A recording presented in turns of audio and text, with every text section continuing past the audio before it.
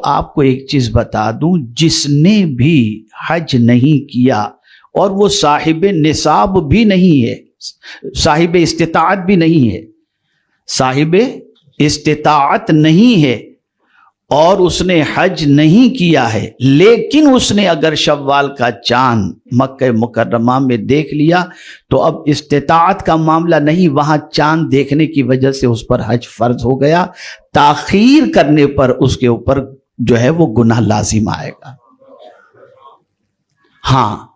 مدینہ منورہ سے آپ سبسکرائب کیجیے ہمارے چینل نور رضا کو اور بیل آئیکن کو پریس کیجیے، جس سے آپ کو ہماری نیو ویڈیو کی نوٹیفیکیشن ملتی رہے۔ مفتیان کرام سے اور ہم جیسے گرے پڑوں سے سوالات کرتے ہیں، شوال کا چاند اگر مکے میں دیکھ لیا تو کیا حج فرض ہو جائے گا؟ یہ سوال عمومی طور پر آتا ہے، اور اب تو پتہ نہیں کیا ویژن ہے، اور اس ویژن کے سلسلے میں اب شوال کے اندر بھی عمرہ کے ویزا جاری رہتے ہیں، اور ٹور والے تو دبا کے لے کے جاتے ہیں ان لوگوں کو جن کو کوئی کچھ مطلب مسئلے کی پڑی ہی نہیں ہے، بس لے کر کے جاؤ پہنچا دو۔ اب ان پر حج فرض ہوا تو آپ کو ایک چیز بتا دوں، جس نے بھی حج نہیں کیا اور وہ صاحب نصاب بھی نہیں ہے، صاحب استطاعت بھی نہیں ہے، صاحب استطاعت نہیں ہے، اور اس نے حج نہیں کیا ہے، لیکن اس نے اگر شوال کا چاند مکہ مکرمہ میں دیکھ لیا تو اب استطاعت کا معاملہ نہیں، وہاں چاند دیکھنے کی وجہ سے اس پر حج فرض ہو گیا، تاخیر کرنے پر اس کے اوپر جو ہے وہ گناہ لازم آئے گا۔ ہاں، مدینہ منورہ سے آپ جدہ آ کر فلائٹ پکڑنے والے ہیں، جدہ سے آپ کی فلائٹ ہے، مثال کے طور پر 2 شوال کو آپ کی فلائٹ جدہ سے ہے، آپ مدینہ منورہ میں تھے،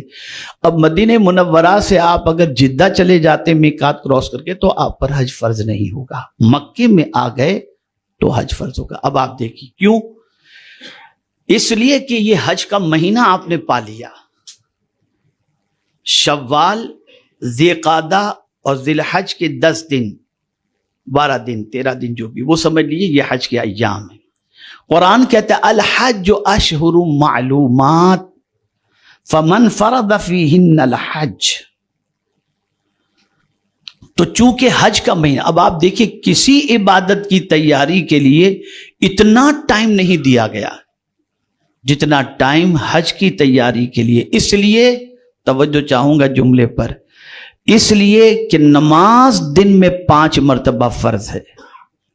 زکوٰۃ صاحب نصاب ہیں تو سال میں 1 مرتبہ، روزے ماہ رمضان میں سال میں 1 مہینے کے لیے، لیکن حج زندگی میں 1 مرتبہ فرض ہے، تو اس 1 مرتبہ کے فرض کی ادائیگی کے لیے پوری زندگی آپ کو تیاری کرنی چاہیے، اور اسی لیے اللہ تعالیٰ اتنے مہینے کا ٹائم دیتا ہے۔ اب یہ ٹائم دینے کے کئی مقاصد ہیں، ان مقاصد میں ایک مقصد یہ ہے کہ قرض بھی آپ لوگوں کا ادا کر دیں، اس ٹائم دینے کا ایک مقصد یہ بھی ہے کہ لوگوں سے اپنی غلطیوں کو معاف کروا لیں، اس ٹائم دینے کا مقصد ایک یہ بھی ہے کہ لوگوں کے درمیان آپس میں صلح اگر کسی سے جھگڑا ہے تو وہ ختم کر دیں، اس لیے کہ یہ سفر در حقیقت سفر آخرت کی تیاری ہے، اور یہ سفر آخرت کی یاد دلاتا ہے۔ میرے پیارے آقا صلی اللہ تعالی علیہ وسلم کے پیارے دیوانوں،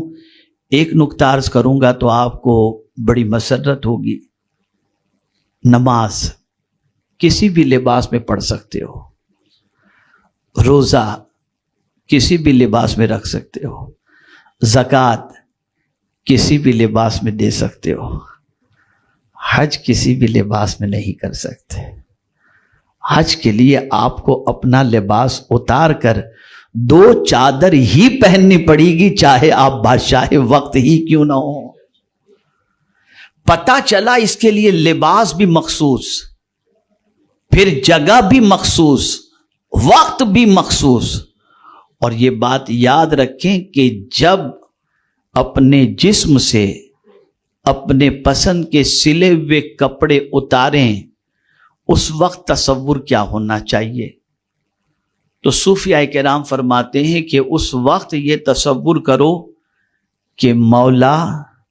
میرے بس میں اتنا ہی تھا، کہ میں اپنے پسند کے لباس کو اپنے جسم سے جدا کر دوں اور تیرے پسند کا لباس پہن لوں. تو میرے بس میں اتنا ہی تھا کہ میں جسم سے اپنے پسند کے لباس کو اتار دوں، بس اتنا ہی میرے بس میں تھا. تیرے اختیار میں سب کچھ ہے، تو گناہوں کا لباس میرے جسم سے اتار دے.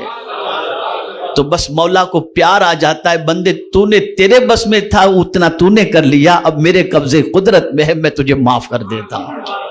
اسی لیے حاجی کی دعا اللہ قبول فرماتا ہے، اسے پاک کر دیا جاتا ہے. اس جیسی مؤثر عبادت آپ کو کوئی دوسری نہیں ملے گی.